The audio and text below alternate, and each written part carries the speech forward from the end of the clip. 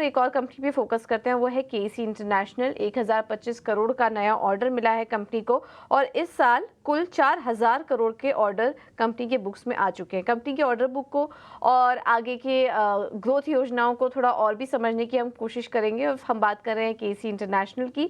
हाल के order book और growth outlook पर चर्चा करने के लिए हमारे साथ कंपनी के एमडी और सीईओ विमल केजरीवाल जी भी मौजूद हैं। Vimal ji, thank you so much ET Now Swadesh को समय देने के लिए। ये जो ऑर्डर मिला है इसके बारे में कुछ बताइए और क्या रेवेन्यू पोटेंशियल आप देख रहे हैं आने वाले समय के लिए?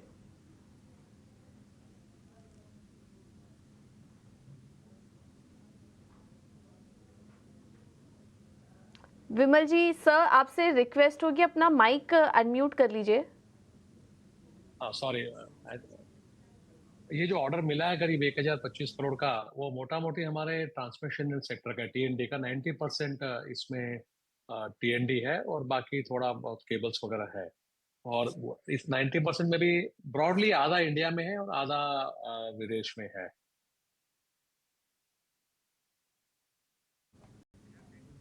सर, करंट ऑर्डर बुक क्या है अभी तक की, वो थोड़ा आप हमें उसका अपडेट दे सकते हैं? और अब अगले वित्त वर्ष FY25-26 के लिए क्या आउटलुक होगा आपका? ऑर्डर बुक की मूवमेंट किस तरीके से हो सकती है? देखिए, ऑर्डर बुक हमारी इस ऑर्डर के बाद करीब 30,000 से जरा सा ऊपर 30,000 करोड़ की है और 8,000 करोड़ के L1 है। तो वैसे मिला के तो करीब 38,000 करोड़ की ऑर्डर बुक हो जाती है। और ऑर्डर इनटेक का हमारा टारगेट इस साल का करीब 25,000 करोड़ का है।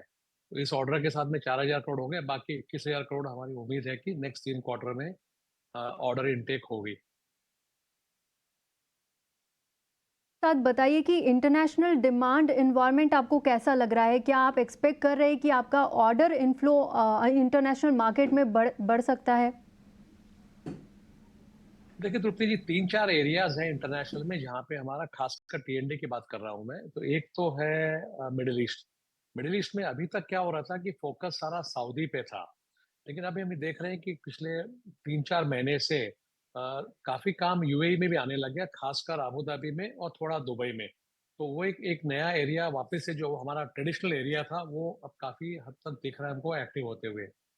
सेकंड है नॉर्थ अमेरिका, तो जहाँ पे मेक्सिको और यूएस, इन दोनों मार्केट्स में काफी हमको तेजी दिख रही है। तीसरा, धीरे धीरे अभी अफ्रीका में काम फिर आने लग गया। देखिए, कोविड के चलते क्या हुआ था कि सारा अफ्रीका की फंडिंग वगैरह सोशल कॉजेज में डाइवर्ट हो गई थी। अब धीरे धीरे वी आर सीइंग कि इंफ्रा बिल्ड में फिर से मल्टीलैटरल लोग पैसा देने लग गए। तो अभी जैसे हमने जो कल ऑर्डर अनाउंस किया उसमें भी अफ्रीका के ऑर्डर थे, बाकी जगह भी हम देख रहे हैं अभी। तो अफ्रीका धीरे धीरे वापस आएगा। और last area would be our neighbouring country, जैसे बांग्लादेश, नेपाल वगैरह है।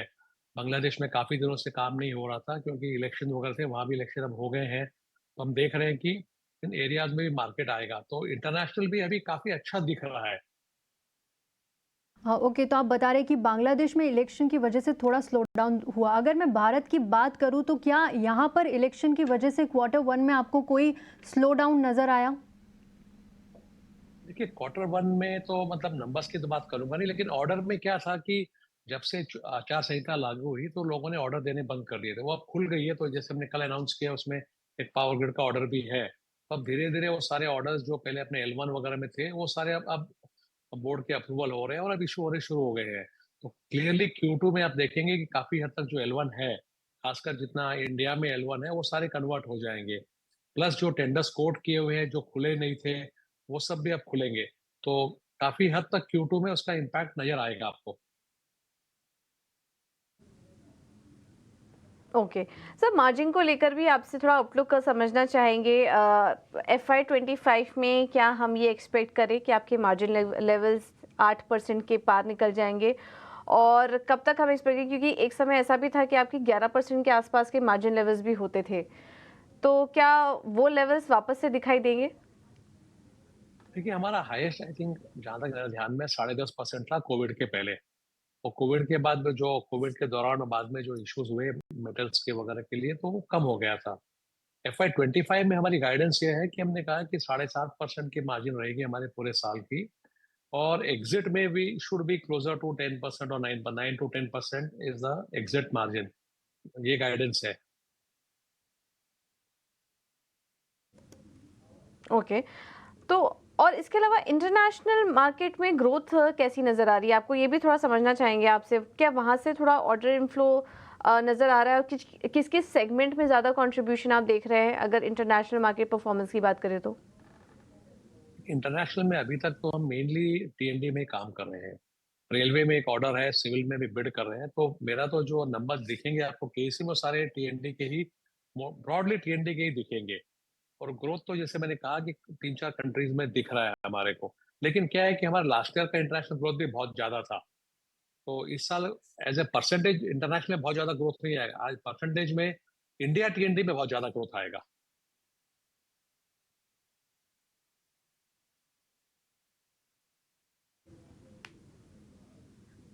Okay. Alright Vimal sir, thank you so much आपका हमारे साथ आज जुड़ने के लिए और करंट ऑर्डर पर और आगे के भी योजनाओं पर और ग्रोथ आउटलुक को हमारे साथ शेयर करने के लिए बहुत बहुत धन्यवाद आपका। बहुत-बहुत तो ये थे धन्यवाद। केसी इंटरनेशनल के मैनेजमेंट हमारे साथ जुड़े थे विमल केजरीवाल जी, और उन्होंने अपने ऑर्डर बुक के बारे में बताया। अगर स्टॉक पर नज़र डालें तो आज तो हल्के लाल ने आज काफ़ी सपाट कारोबार कर रहा है, लेकिन हाल फिलहाल में कंपनी काफ़ी ज़्यादा फोकस रही अपने ऑर्डर बुक को लेकर। एक के बाद एक जो ऑर्डर मिले वो कंपनी के स्टॉक में भी रिफ्लेक्ट किया, और हमने देखा कि पिछले 6 महीने का अगर आपको ट्रेंड दिखाए तो करीब 280 अंकों की तेज़ी इस स्टॉक में देखने को मिल चुकी है। वाईटीडी रिटर्न भी देखेंगे तो 46% ये स्टॉक चल चुका है। और कैपिटल गुड्स कंपनियां, इंफ्रा कंपनियां हमने देखा फोकस में भी है। मिड कैप स्पेस से बात करें तो केसी इंटरनेशनल काफ़ी ज़्यादा फोकस में रहा हाल फिलहाल खबरों में भी। एक बार इस पर राय ले लेते हैं। अक्षय जी, केसी इंटरनेशनल आज काफ़ी सपाट कारोबार कर रहा है, 880 के पास ट्रेड कर रहा है, लेकिन चल भी चुका है काफ़ी ये स्टॉक। तो क्या करें, मौजूदा स्तर पर एंट्री लेने के क्या सही मौके बन रहे हैं? क्योंकि ऑर्डर बुक तो जैसा कि मैनेजमेंट को आप भी सुन रहे थे काफ़ी स्ट्रॉन्ग नज़र आ रही है। बिल्कुल, प्राइस स्ट्रक्चर में तो कोई खराबी नहीं है, बहुत ही स्ट्रॉन्ग चार्ट स्ट्रक्चर है।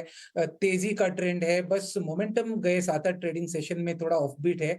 कोई नहीं, थोड़ा वॉल्यूम्स कम होने के चलते एक रेंज में सीमित है और स्टॉक धीरे-धीरे तैयारी कर रहा है अगले राउंड ऑफ तेजी के लिए। तो मैं कहूँगा अगर आप कोई शॉर्ट टर्म ट्रेड लेना चाहते हैं तो आपके लिए 845 ये आपका सपोर्ट बेस है। तो 845 एक टेम्परेरी सपोर्ट है। मेरा मानना है कि जल्दी स्टॉक उछल जाएगा और जो रिसेंट स्विंग हाई था 950 उसको बहुत आसानी से पार करके 1000 या 1050 की तरफ दौड़ लगाएगा। तो बाय करें, करंट रेट भी कोई खराब नहीं है, अच्छे रेट है। 845 का सपोर्ट बेस जैसे मैंने कहा बन चुका है। अगर जिनके पास है शेयर उनको पोजिशनल अगर व्यू एक 2-3 महीने के व्यू से होल्ड करना है, उनको 800 का स्टॉप लगाना है। ओवरऑल टारगेट एरिया अगर आप ट्रेडिंग के रुख से देखें तो 1000 से 1050, और अगर लॉन्ग टर्म प्रोजेक्शन करूं तो 1100 प्लस बनते हुए दिखेंगे। तो होल्ड या बाय की राय रखूंगा केसी इंटरनेशनल में।